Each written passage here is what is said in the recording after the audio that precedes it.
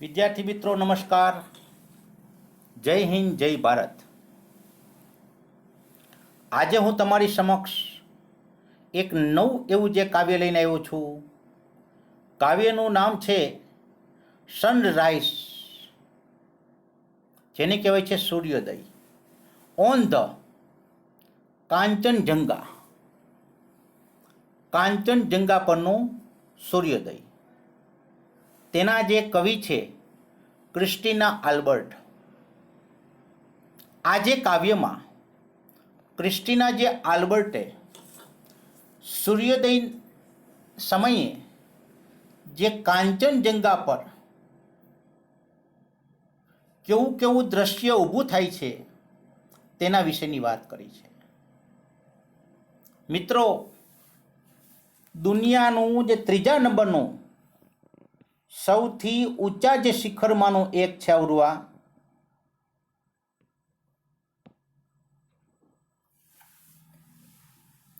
સૌથી ઊંચા જે શિખરમાંનું એક છે. તિબેટની ભાષામાં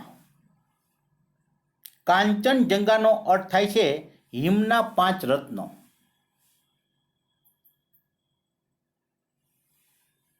આ જે પર્વતની જે ઊંચાઈ છે 28,169 ફૂટ છે. કાંચનજંગાને તિબેટની ભાષામાં સેવાલુગમા પણ કહે છે, સેવાલુગમા. તો મિત્રો, હવે હું કંઈ વધારે કે વિશેષ વાત નહીં કરું અને કાવ્યની શરૂઆત કરીશું. કાવ્યની શરૂઆત કરું તે પહેલાં મારી તમને નમ્ર વિનંતી છે કે કાવ્યમાં આવતા અઘરા શબ્દોની નોંધ રાખશો.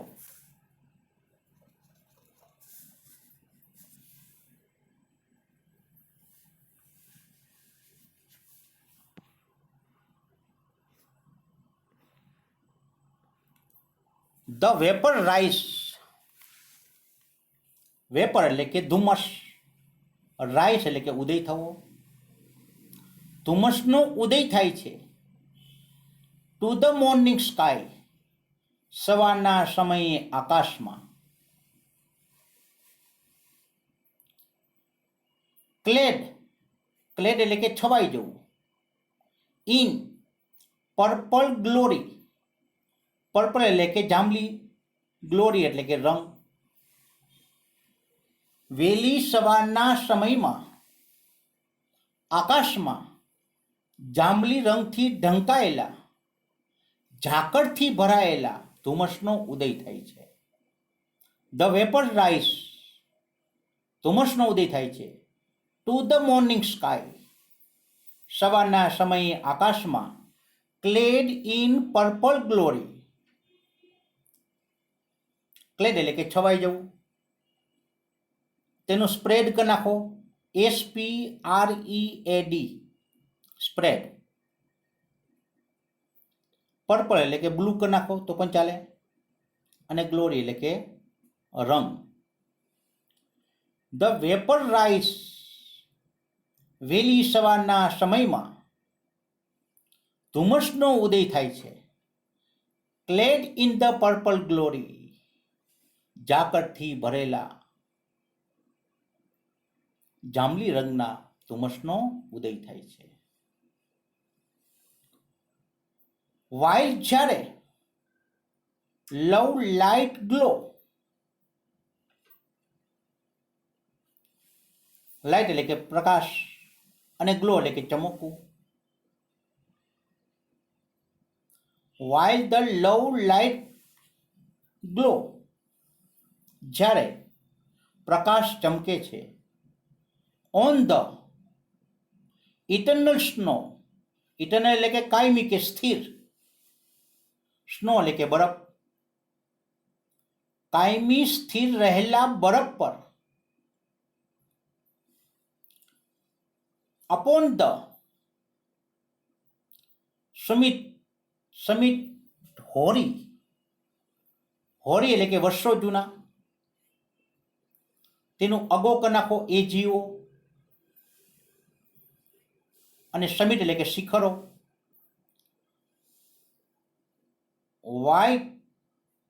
while the love light the glow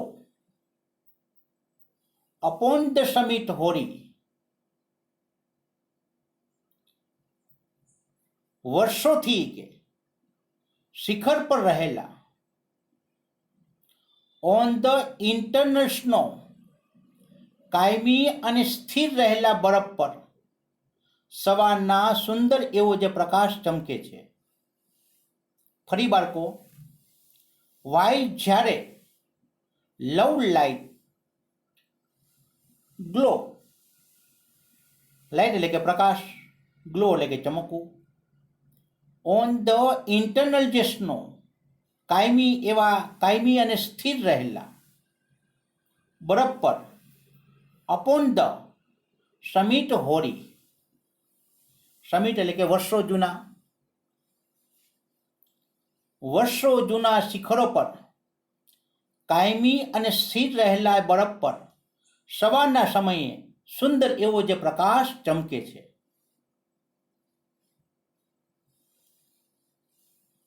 આગળ, ધ વેપર રાઇસ, વેપર એટલે કે ધુમ્મસ, રાઇસ એટલે કે ઉદય થવો, ધુમ્મસનો ઉદય થાય છે ટુ ધ મોર્નિંગ સ્કાય, સવારના સમયે આકાશમાં, clad in the purple glory, purple એટલે કે જાંબલી રંગ. વહેલી સવારના સમયમાં આકાશમાં જાંબલી રંગથી ઢંકાયેલા ઝાકળથી ભરેલા ધુમ્મસનો ઉદય થાય છે. વાઇલ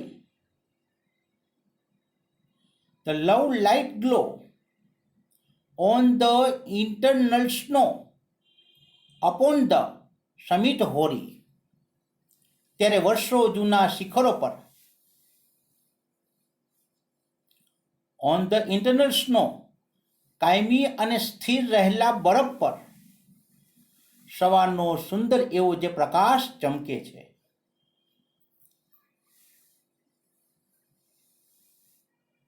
ગ્લોનું બાળકો બ્રાઇટ કરી નાખો.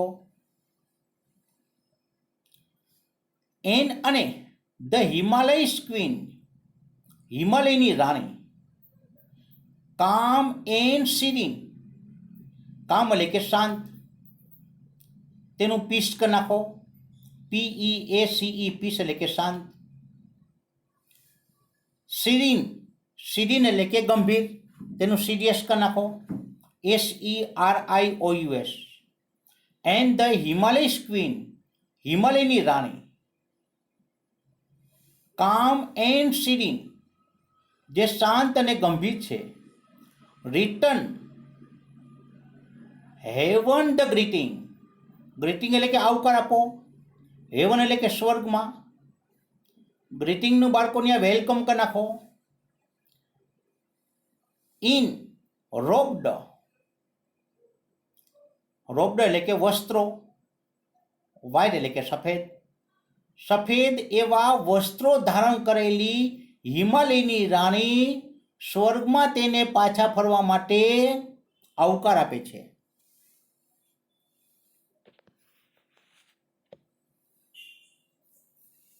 એન્ડ ધ હિમાલયસ ક્વીન, હિમાલયની રાણી, રિટર્ન ટુ ધ હેવન્સ ગ્રીટિંગ, સ્વર્ગમાં પાછા ફરવા માટે આવકાર આપે છે.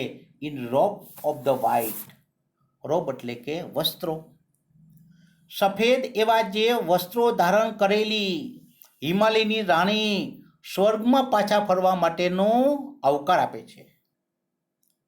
બાથડ, સ્નાન કરવું, ઇન ગોલ્ડન લાઇટ, સોનેરી એવા જે કિરણોથી સ્નાન કરેલી,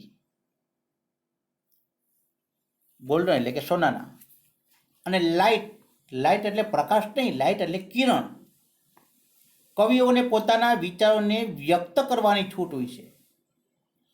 બાથડ ઇન ગોલ્ડન લાઇટ, સોનેરી એવા જે કિરણોથી સ્નાન કરેલી, where earth and the sky are meeting, કે જ્યાં પૃથ્વી અને આકાશનું મિલન થાય છે. તેને કહેવાય છે બાળકો ક્ષિતિજ કહેવાય. જ્યાં પૃથ્વી અને આકાશનું જે મિલન થતું હોય ને તેને ક્ષિતિજ કહેવાય છે. કે જ્યાં earth and sky are meeting, કે જ્યાં પૃથ્વી અને આકાશનું મિલન થાય છે.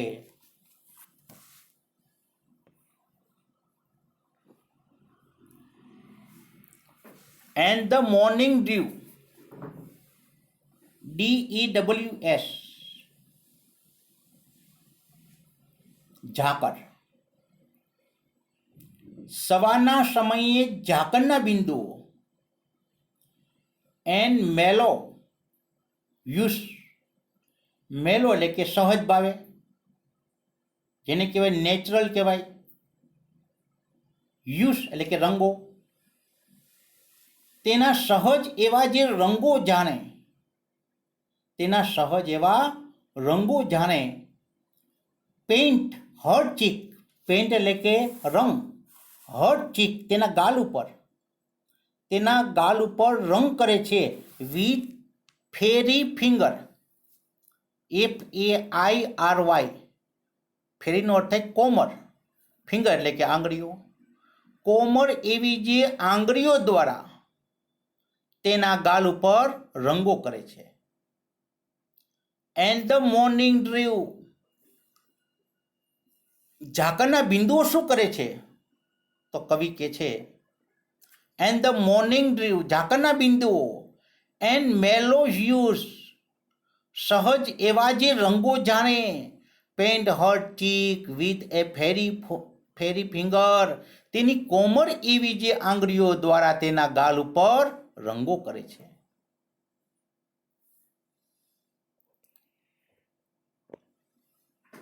વાઇલ, જ્યારે ધ રીલ્સ, રીલ્સ એટલે કે ઝરણાઓ, તેનું બ્રુક નાખો. જ્યારે ઝરણાઓ, BROOK, બ્રુક, બ્રુક એટલે પણ ઝરણું અને રીલ્સ એટલે પણ ઝરણું. વાઇલ ઓવર ધ રીલ્સ, અને જ્યારે ઝરણાઓ. And the sun kiss the hill, kissed એટલે કે આલિંગન કરવું,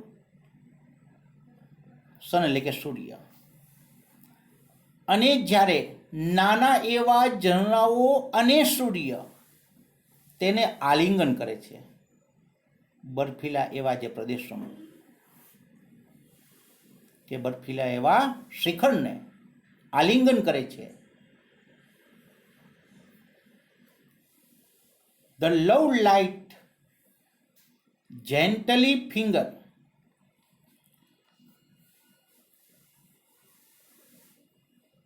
the love light gently, gently એટલે કે કોમળતાપૂર્વક, હળવેથી કે ધીમેથી. And the breaking the day, breaking the day એટલે કે દિવસનો ઉદય થવો.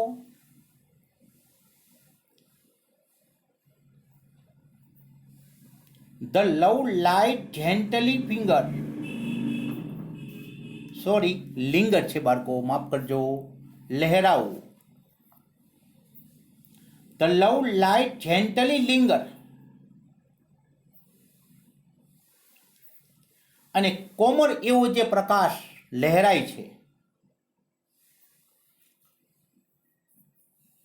લિંગર્સ એટલે કે પાછળ રહેવું. પણ કવિઓને પોતાના વિચારોને વ્યક્ત કરવાની છૂટ હોય છે. The love light gently linger and the breaking the day, અને દિવસનો ઉદય થાય છે. કોમળ એવો જે પ્રકાશ ફેલાય છે અને દિવસનો ઉદય થાય છે. સેન્ડ ધ ફર્સ્ટ ફેન્ટ રે, ફેન્ટ એટલે કે ઝાંખું, FAINT, ફેન્ટ એટલે કે ઝાંખું. ત્યાં ડીમ નાખો, ડીમ. રે, રે એટલે કિરણ, રે એટલે કે કિરણ. તેનું બીમ નાખો, બીમ, બીમ એટલે પણ કિરણ, BEAM. And the breaking day, દિવસનો ઉદય થાય છે. સેન્ડ મોકલે છે. ફર્સ્ટ ફેઇન્ટ રે, પહેલું વહેલું ઝાંખું એવું જે કિરણ મોકલે છે. બ્રેકિંગ ધ ડે, દિવસનો ઉદય થાય છે. અને પેલું વહેલું જે ઝાંકાનું જે ઝાંખું એવું જે બિંદુ તે મોકલે છે. Of loves undying the fountain, undying અવિરતપણે, સતત. અનડાઇંગ એટલે અવિરત, જેને કહેવાય છે સતત. ફાઉન્ટેન એટલે ફુવારો. લવ એટલે પ્રેમ. નિરંતર પ્રેમનો એવો જે છંટકાવ કરે છે. Of the loves undying the fountain, અને અવિરત એવા જે પ્રેમનો છંટકાવ કરે છે. while the heart feel thrill, hurt એટલે કે હૃદય, ફીલ એટલે કે અનુભવ કરવો, અને થ્રિલ એટલે કે રોમાંચનો. જ્યારે હૃદય રોમાંચનો અનુભવ કરે છે. Of the voice from the hills, voice એટલે કે અવાજ, ફ્રોમ ધ હિલ્સ ટેકરીઓમાંથી, શિખરોમાંથી અવાજ આવે છે. while the heart feel the thrill, જ્યારે હૃદય છે એ રોમાંચનો અનુભવ કરે છે ત્યારે શિખરોમાંથી અવાજ આવે છે. and the soul that dwells in the mountain, dwells એટલે કે આત્મા, dwells એટલે કે soul એટલે કે આત્મા, અને dwells એટલે કે સ્થિર થવું. and the soul that dwell in the mountain, અને મારો જે આત્મા તે પર્વતોમાં સ્થિર થઈ જાય છે. અહીંયા ડિવેલ્સ એટલે કે સ્થિર અથવા રહેવું એવો પણ અર્થ થાય. કવિઓને પોતાના વિચારોને વ્યક્ત કરવાની છૂટ હોય છે મિત્રો, મેં તમને અગાઉ વાત કરી. એન્ડ ધ સાઉલ એટલે કે આત્મા, ધેટ ડિવેલ ઇન ધ માઉન્ટેન, મારો જે આત્મા પર્વતોમાં સ્થિર થઈ જાય છે. તો વિદ્યાર્થી મિત્રો, અહીં હું આ કાવ્યને પૂર્ણ કરું છું. તમારી પાસેથી એવી આશા અને અપેક્ષા રાખું છું કે તમને આ કાવ્ય સમજાઈ ગયું હશે. તો સારું, લેસનમાં ધ્યાન. ટીકમાં કરજો. ગ્લોસરી,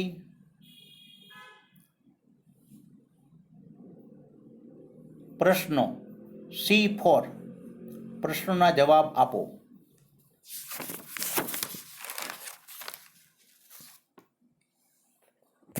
આભાર.